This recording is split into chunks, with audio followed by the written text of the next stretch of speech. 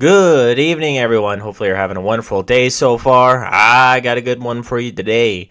Our favorite Environment Minister, Stephen Guilbeault, is back and ready to announce his emissions cap that he's planning on imposing on all of us good Canadians here, and especially in the oil produced provinces such as Alberta and Saskatchewan. So I'm not going to go on a rant early about this. I'm just going to let it run through. So if you like this video, leave a like and subscribe. And with no further ado, let's get into it. Years ago, we launched the most comprehensive climate plan in our country's history. Every sector, every region, every measure, every investment. And our vision was simple: healthier communities, good jobs in a cleaner, stronger economy. And as Julie said, it's working. Our pollution levels are down while the economy is running at full steam. Canada's oil and gas sector account for almost a third of our climate pollution, more than double combined pollution from all other heavy and light industries. And the oil and gas sector has also been experiencing record profits.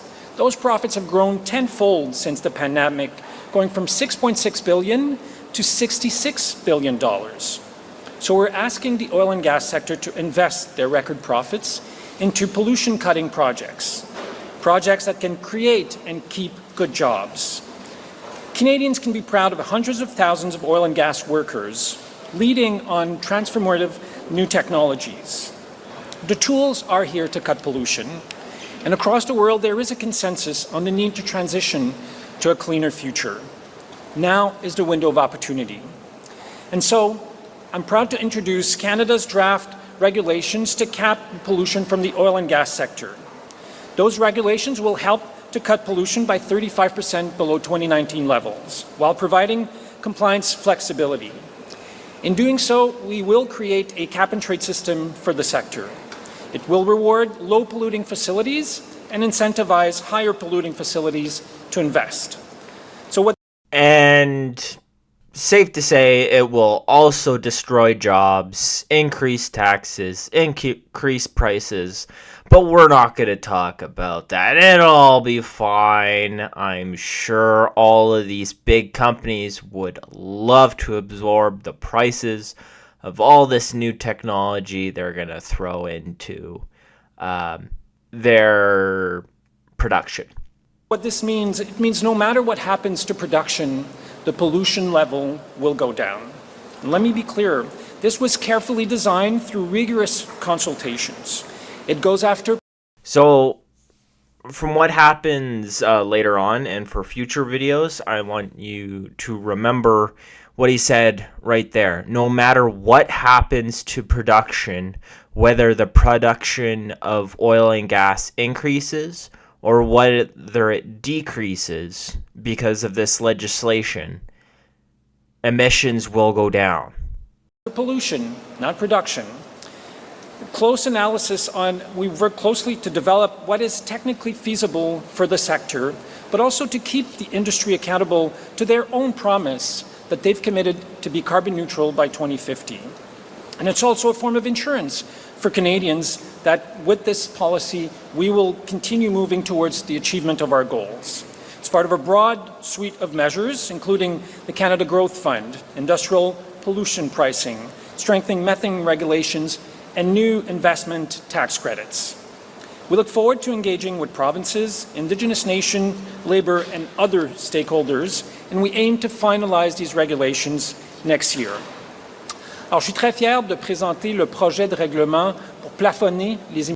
Okay, so what he's talking about is pretty much putting a cap on emissions, and he's trying to make the distinction between, it's not emissions, it's emissions, not production. So we're not putting a cap on production of oil. It doesn't matter. The easiest way to stop or limit the emission of your product is to produce less of it. And so these big companies, they're not just in Canada, they're all over the world. So they're just not going to produce as much in Canada and just going to ramp up production in places like America. Especially if Donald Trump gets in. Donald Trump's not going to put on emission caps or any caps. He's going to ramp up oil and gas in the United States, and all of these oil companies are going to leave Canada and go to the United States. And guess what's going to happen to all of these jobs? They're going to go to the United States. So that's going to make Canadians poorer.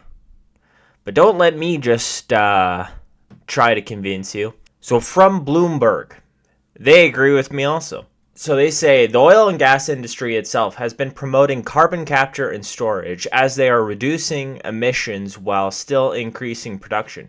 The oil sands industry, which is responsible for the bulk of Canada's overall oil and gas sector emissions, has proposed spending $16.5 billion on a massive carbon capture project in northern Alberta. And this is without the federal government's emissions cap. But the group of companies behind the proposal, called the Pathways Alliance, has not yet made the final investment decision, saying more certainty about the level of government support and funding for the project is required. In its report, Deloitte concludes that the cost of carbon capture and storage is so high that in many cases it's economically unviable. It says it is unlikely that any companies would go that route in an effort to comply with the emissions cap, and would instead simply curtail production.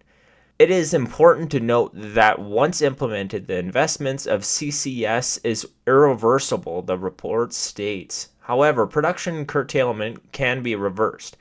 Considering these factors, we do not foresee any oil sands CCS investments being implemented. So what they're saying is if they put this carbon capture in, it can't be undone, and it costs a ton of money. And so if the government's not going to pay for that ton of money, which is our tax dollars, mind you, and our money, they're not going to do it because it costs, because it can't be stopped and it can't be undone. But what can be undone is production. So, of course, that's more economically viable for these companies. That's what they're saying in a nutshell.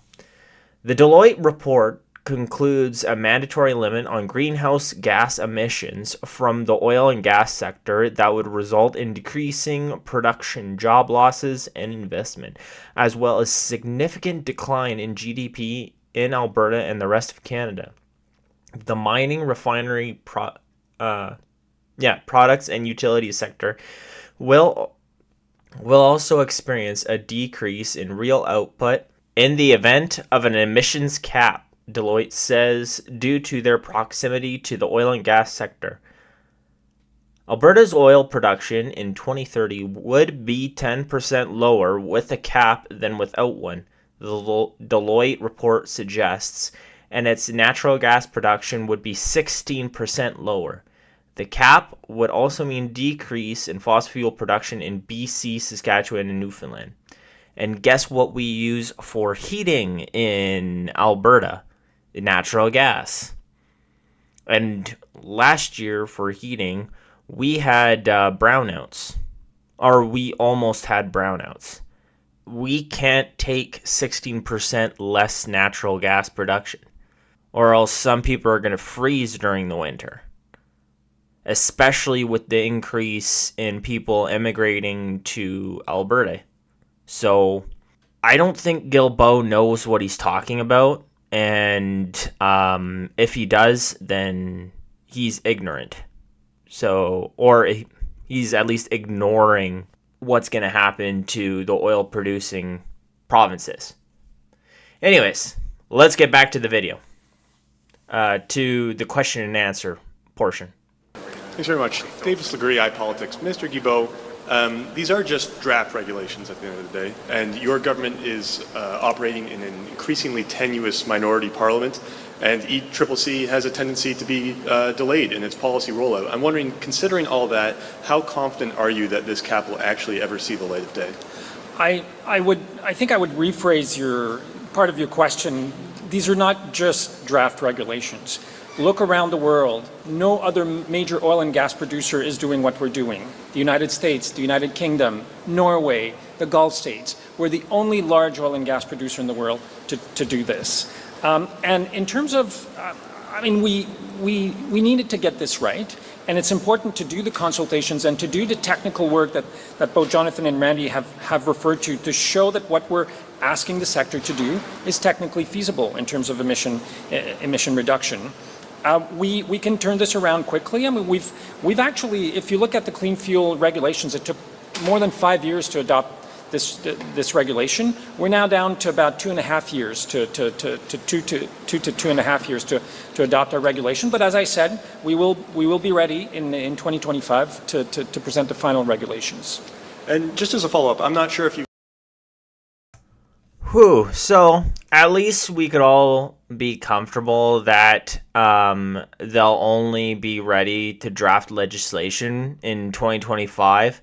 So for this to actually go through the House and then go through committee for about the 3 to 4 readings that it'll have to go through, and then be presented to the House again.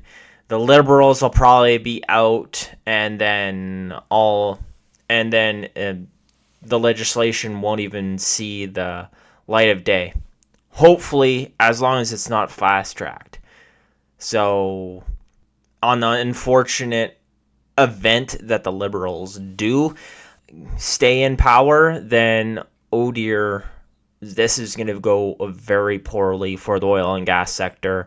But we already knew that it would. Because like I said, if Donald Trump wins the election and the Liberals win and this legislation goes through, we're going to see a massive, massive dent in the oil and gas sector.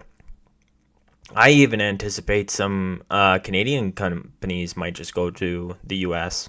You've seen the big light-up truck going around Ottawa recently, but I was wondering. If only it was electric. I did wonder what you make of Alberta's Scrap the Cap campaign that they've launched in response to this proposed policy. I think Randy said it more eloquently than I could ever. It's more hot air and disinformation on the part of the conservative movement in Canada, whether it's Pierre Poilievre, whether it's Danielle Smith, whether it's Scott Moe, pretending that climate change isn't happening in the face of mounting climate impacts and dramatic impacts on the lives of Canadians, but also cost to the Canadian economy. They will continue doing stupid things, and we will continue focusing on helping Canadians to create a robust economy, good jobs, and work to protect the environment. Well, thanks, Guilbeault, for calling the Alberta and Saskatchewan governments stupid, and that they're stupid for trying to protect their oil and gas workers and economy, because we're the only one that's going to do it, apparently. And, I find it's kind of hypocritical to be called that by somebody who got thrown in jail for climbing the CN Tower for no particularly good reason. So, you know what? Maybe keep your opinions to yourself. Judy Trin, CTV News. This pollution cap does not take effect until 2030, yet you have committed, the federal government has committed to the Paris Agreement to reduce overall emissions by 40 to 45% by 2030. Is this not jeopardizing your own commitment to an international treaty? Because the production cap or the pollution cap is not as aggressive as it should be. So, two things I want to say on that. First, the regulations will enter into force January 1st, 2026. And that's when it starts, not in 2030. Number one. Number two, the work that Jonathan was talking earlier about the technical analysis we did to show that what we're proposing is technically feasible in the sector. As you know, the use of natural resources is, per our constitution, a provincial jurisdiction. And we can't do through the back door what we can't do through the front door. So we can't go after the production. So we had to show that what we're proposing is technically feasible. And after months and months of hard work between our departments, with industry, with experts, this is what we came to in terms of conclusion. So 35% reduction under 2019 levels. It is a very important element of our plan. It's not the only one. If you look at the latest analysis from the independent organization, the Canadian Climate Institute, they say that if we put in place the cap, if we put in place the clean electricity standards, the final regulations will be published in a couple of weeks, methane regulations by 2030, Canada has a fair shot at meeting our 2030 targets. It's the first time in the history of our country that emissions are going down while the economy is running full steam ahead. It's never happened before, unless it was because of COVID, financial crisis, economic recession. But our emissions are at their lowest point in 25 years. Our plan is working. Now, we can't stop here. We have to do more, and that's exactly what we're doing. I want to clarify. And see, this is the issue. This is the issue that will be if the Liberals stay in power, it'll never be enough. There will be no, this is the end, we're going to stop taxing you, we're going to stop implementing these caps on oil and gas. There'll never be enough.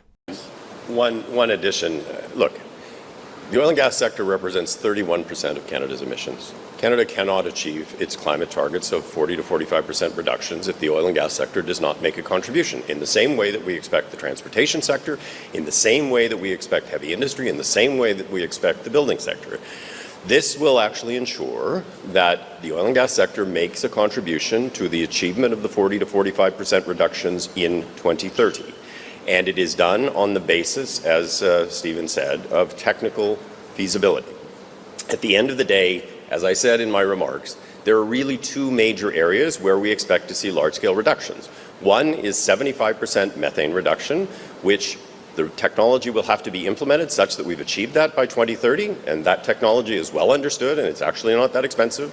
And the implementation of systems, including carbon capture in the oil sands, to ensure that we are holding the Pathways folks and others to their word about what they can achieve with respect to reductions. So it is critically important, but it is also critically important, as I said in a number of parts of the remarks, that for the long-term competitiveness of the sector, and you go talk to any of the Pathways CEOs, they know they must decarbonize. For access to capital, they know they must decarbonize. This is essentially a backstop to ensure they do what they say they can. So Canada only really produces 1.5% of the world's global emissions, and so our oil and gas sector, if it only produces 31% of that 1.5%, Canada's oil and gas sector is only producing 0.05%, actually 0.048, but where I'm rounding up, percent of the world's pollution, and they want it to be 40% less. Can you imagine that? And I know the Liberals have a hard time with money and all that other really complicated stuff, but when they say that implementing this, the private sector implementing this, isn't that much money, we already read that it costs $16 billion to implement this stuff. And that's just carbon capture alone. Now I don't know about you, but $16 billion sounds like a lot of money to me. But I'm just a simpleton who reads news off the internet, so what do I know? I'm not a liberal politician. I mean, it really seems like Guilbeault knows what he's talking about here. This technology that hasn't done such a scale is going to be what takes you to neutrality. Well, I guess I would say a few things to that. The first is, as we actually progress to address climate change, technology is very important. That's true in transportation with electric and hydrogen vehicles. That's true in buildings with respect to envelopes and heat pumps. That's true across the board. One technology that is important in the context of the decarbonization, not just of the oil sector, but of a lot of heavy industry, including cement and steel, is carbon capture. Carbon capture actually is well understood and has been used for decades at smaller scale. So it's not like a brand new technology, although some implementations are newer and more novel. The issue has been scale, and it has been cost reduction. And we have now seen, over the course of the past while, carbon capture technologies at scale that work. And the Shell project in Alberta is a good example of that. We are seeing the scale up of these systems around the world, and I would tell you that the recent announcement by Shell on the Polaris project and Strathcona on their own CCUS project would tell you that they believe that from an economic perspective, it is now ready for prime time. And just... Oh, sure. Just to add to what Jonathan was saying, if you look at our last national inventory report, you will see that there is 7 million tons of carbon that was sequestered in that period, which is the almost equivalent of 10% of Quebec's overall emission. So we're not saying that carbon capture is going to solve our climate change problem, but it is part of the equation. And if you look at many of, whether it's the International Energy Agency or the International Panel on Climate Change, Intergovernmental Panel on Climate Change, the IPCC, they both refer to carbon capture and general carbon management technologies as essential technologies to reach our 2050 goals. And I just want to ask on an economic front here. A lot of Canadians are struggling right now. The economy might be booming along, as you say, but people are living paycheck to paycheck, debt level. The economy is not booming along. I don't know where the Liberals are getting these numbers from, or whatever where it's coming from. But when you look outside of your home, do you see a booming economy? Do you see people flourishing, or do you see homeless encampments and people able to afford their own housing? Or do you see even are people happy when they're outside, or do they look downcast? To me, they look downcast and kind of depressed because how our economy is going. Personally, I think we're in a depression, but it just goes to show our government thinks we're booming right along. Everything's all good. Let's implement more taxes. It just shows the disconnect between the elites and the normal people out there. And the Liberals used to be the party for the common folk. Like back in the day, Liberals used to mean libertarian. Now they're the party of the elites. Levels are up. Various business groups, Conference Board of Canada, the Business Council of Canada, they've both not warned, but they've had concerns about this plan. What do you say to Canadians who are struggling right now and they might see this as another economic burden on them? So I guess I would say a couple things. Certainly Canadians are struggling. The impacts of a lot of the supply chain disruptions coming out of COVID, saw inflation spike, which has created affordability challenges for many Canadians, and then the increase in interest rates to try to control inflation have also created challenges. That is something we have obviously been working very hard to address. We are now seeing inflation back at 1.6%. We are seeing interest rates coming down, but it's going to take some time. I would, though, say, I guess, two different things to the argument, and I know Premier Smith has made this argument. Any reasonable person who understands economics would tell you this is not actually going to affect the price of oil and gas that people pay. Those are world prices, by and large, particularly for oil.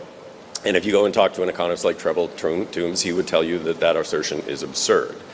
In terms of the conference board and the Deloitte reports, first of all, they were modeling something that they actually didn't have. So there was no, we had not actually published the regulation. But they also assume in some of those analyses things like the oil and gas companies will not do anything to reduce their emissions and therefore it will affect production. I don't think that the oil and gas CEOs are that dumb. I mean, at the end of the day, they are going to put in place the measures they need to continue to actually produce products, and they are going to actually be strengthened by the way that they do that. We are going to enable them to enhance their competitiveness on a go-forward basis.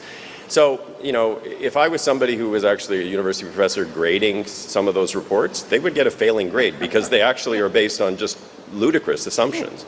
And we are certainly, and I am certain, and I'm sure Stephen is certainly happy to sit down with the conference board and to walk them through that. I mean, No, go ahead. Shirley? No. There's a whole section of my speech that I didn't read because I was talking to the gallery. We bought a pipeline. And that pipeline is now it's literally getting oil to the world. Why do I say that? Because it's tens of thousands of jobs. And when I talk to union workers who worked on TMX, they thank our government for giving them those years of work. And I can tell you it's part of what was factored into the caps that we're seeing here today. But look, we're talking just in air products, just in Dow alone, tens of thousands of jobs. What's the best hedge against people who are struggling? It's a really good long-term paying job, because those jobs then actually turn the whole ecosystem of economic development. You forget, though, that because of all of the roadblocks and all the court battles that you put in the way of the private business that owned that pipeline before, all those jobs went from private jobs to public jobs. So that was our tax money going to those workers. Not that I'm saying it's bad to have those jobs. Now, the other MP before this guy, I appreciate his eye roll right after he was asked how will this affect the economy, and because everybody's not really doing so well, and then he gave a big eye roll. So tells you all you need to know about him. But he does. We just read on the Deloitte report there that they understand what's going on. They used, if there is a cap included, they didn't add anything else. There's is there a cap or isn't there a cap? And like I said, the United States is right south of us. All you have to do is cross the border and there is no emissions cap. So if I was a company, I'd be like, well, I'm out. If Canada's going to do this to us, why would I stay in Canada? I guess liberals just think that all these oil and gas companies are going to just take every hit that the federal government's going to throw at them. Not just in the Alberta heartland, but in Edmonton, in Fort McMurray, in Red Deer, across the whole province. It stimulates housing development. In my city, we've got 60% year-over-year increase in housing starts. Edmonton's got 2.5% of the housing starts, and 6.5% of the housing starts, and we're 2.5% of the population. Something is going on because of the tens of billions of dollars, not just that our government is investing, but that companies are investing. And guess what? Carbon capture, use and storage is an area where we agree with the provincial government. And when it comes to hydrogen, it's an area of common ground with the hydrogen. So despite the fact that CPC MPs are handing out the Alberta government's talking points about today's caps, showing that Pierre and Danielle are very linked, there are ways that we can get this done and make sure that people can pay their bills at the end of the month. I'll add one last thing. Industry doesn't like regulations. I've been doing this for, not in politics, but working on environmental issues for over 3 decades. And I've never seen industry welcome any regulation that the government has put in place on an environmental issue. I could give you so many examples of fear-mongering, but I'll just give you one. When the Quebec government, and you could talk to your Quebec colleagues about that, they would probably remember, when Quebec government unanimously adopted zero-emission vehicle standards in 2017, I believe, maybe 2018. There's a very large North American auto manufacturer that was going around town telling people that if we did that, Quebecers wouldn't be able to buy internal combustion engine anymore. That'd be it. Here we are 6 or 7 years later, and the sky hasn't fallen, and Quebecers are still, they're buying lots of EVs. 25%, according to the latest inventory of new sales, are EVs. 75% are not EVs. Quebecers can still. Yeah, and how much tax is Quebecers paying compared to Alberta? A lot more. I'm going to take a snippet of this for a thumbnail, to be completely honest. That's the best snippet right there. Still buy internal combustion engine. So those doom and gloom scenarios from industry have, as Jonathan said, very little credibility with all of us. And they should have very little credibility with you as well. Hi, Jillian Piper, Global News. Minister Guilbeault, you just said Danielle Smith and Scott Moe do, quote, stupid things, unquote. How confident are you that you can get Alberta and Saskatchewan to comply with these regulations, given that you just called them stupid? I didn't call them stupid. I said they were doing stupid things. There's a difference, number one. And number two, I mean, it's not optional to comply with federal regulations. And it's not the provinces that will have to comply, it's the companies in those provinces that will have to comply. You just said industry doesn't like regulations. There we go. There's the truth right there. It just took about 40 minutes. It's not optional. You will have to comply. And it's not the province's problem. It's going to be the company's problem. So this is the exact same thing of the carbon tax. Exact same. The provinces will be like, we don't want this. We're not going to implement it. The federal government's going to bring it to the Supreme Court of Canada, and Supreme Court will just say, well, federal governments can do whatever it wants, and then all the companies will have to abide by federal law. So, well, they already have to abide by federal law, but like they'll have to abide by this emissions cap. It doesn't matter what the provinces say. It's federal government rule. So, it is what it is, folks. And that you've had some difficulty in the past. How confident are you that you can enforce these regulations and make sure that they comply?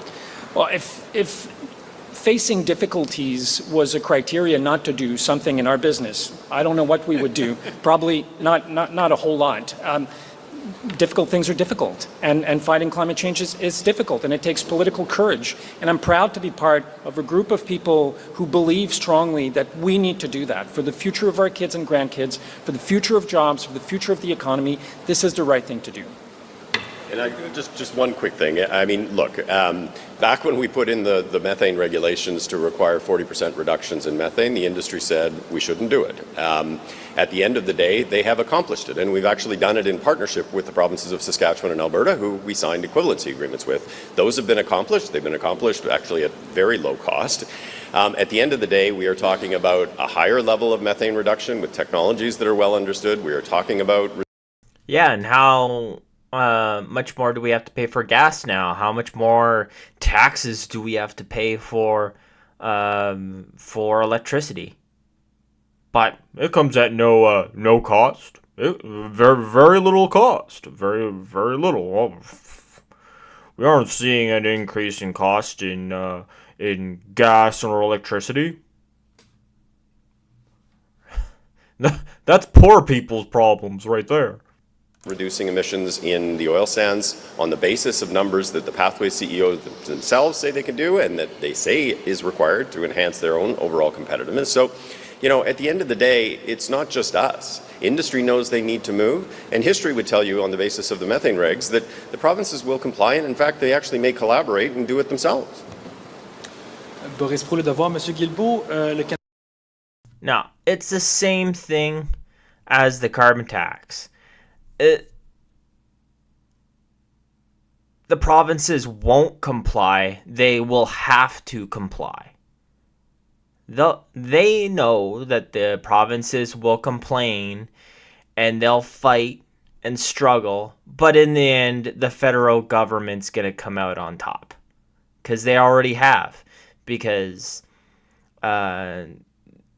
the Supreme Court of Canada has set the stage with the carbon tax, saying that the federal government can do whatever it wants with intraprovincial activities and emissions, and the government's going to take advantage of that. So, good job, Supreme Court of Canada. Anyways, this is getting me all hyped up. And we're pretty close to the end here and pretty close to the 50-minute mark. So I think I'm going to end the video here. I think we all get the gist. But let me know what you guys think about this emissions cap that might be coming in 2026. Do you think it's a good idea? Or are you like me where you think that's just a terrible, terrible idea? Leave comments down below, and like I said, if you like this video, please subscribe. Kind of looking for about around 500 subscribers by the end of the month, so if we could get that would be awesome. And with no further ado, have a good day.